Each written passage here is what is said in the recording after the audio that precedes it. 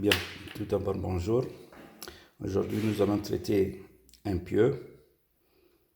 Voici les données. Vous avez un pieu de 80 cm de diamètre, ancré dans deux couches. Une première couche d'argile molle de 5 mètres d'épaisseur, ensuite du sable compact 15 mètres d'épaisseur.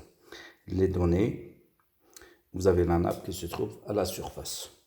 Une vue en plan nous donne une idée du groupe des pieux. Donc nous avons 7 rangées de 3 pieux avec les espacements dans ce sens de 2 mètres et dans ce sens de 2 mètres 50.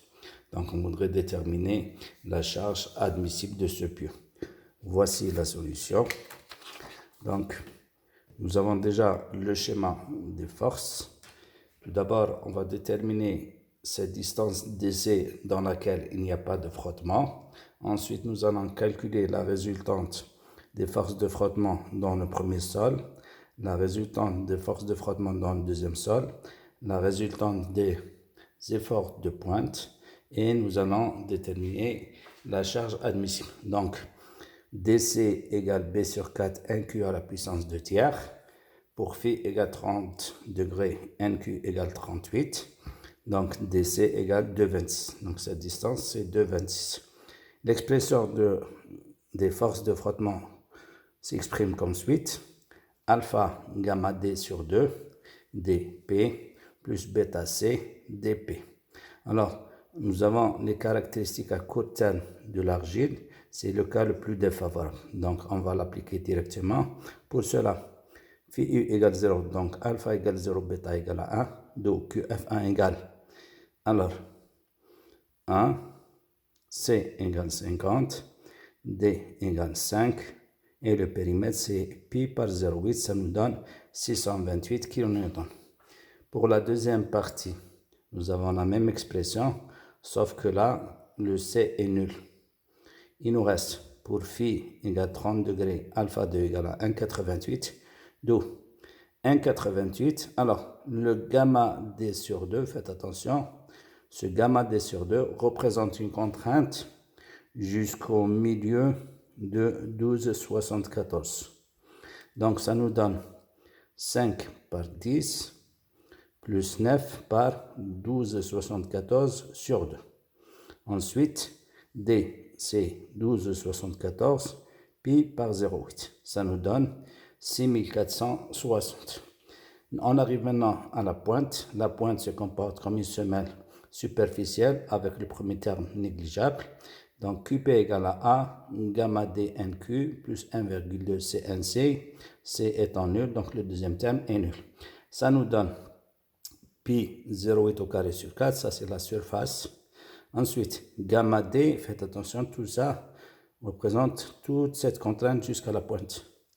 Donc gamma D représente la contrainte de la surface jusqu'à la base de la pointe. Donc ça nous donne 5 par 10 plus 9 par 15 et NQ égale 38. Tout ça, ça donne 3534 kN. Nous allons prendre en considération maintenant l'effet de groupe. Voici la formule. Alors, si je remets cette figure, donc on constate qu'on a 7 fils de 3 pieux. Ça veut dire que le M égale 7 et le N égale 3. Le B, c'est le diamètre, il n'y a pas de problème. Mais le L, on l'a défini comme étant l'écartement entre deux pieux voisins. Si je regarde dans ce sens, alors, je me rends compte que là, il y a 2 mètres, mais là, il y a 2 mètres 50. Quelle est la valeur qu'on va prendre? On va toujours raisonner par rapport au cas le plus défavorable, et le cas le plus défavorable me donne la valeur minimale, d'où le L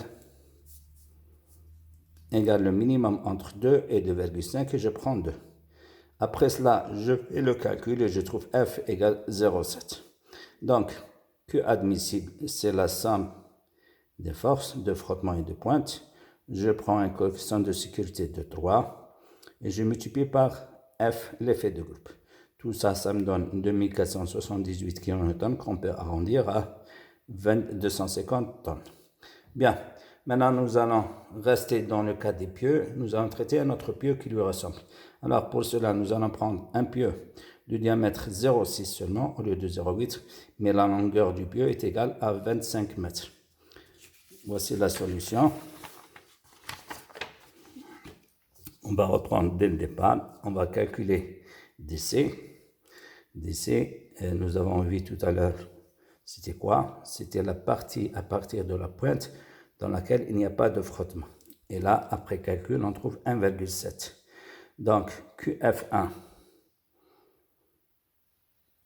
on va refaire le calcul, mais avec un diamètre de 0,6. Ça me donne 471 kN. QF2, même chose, mais avec C nul.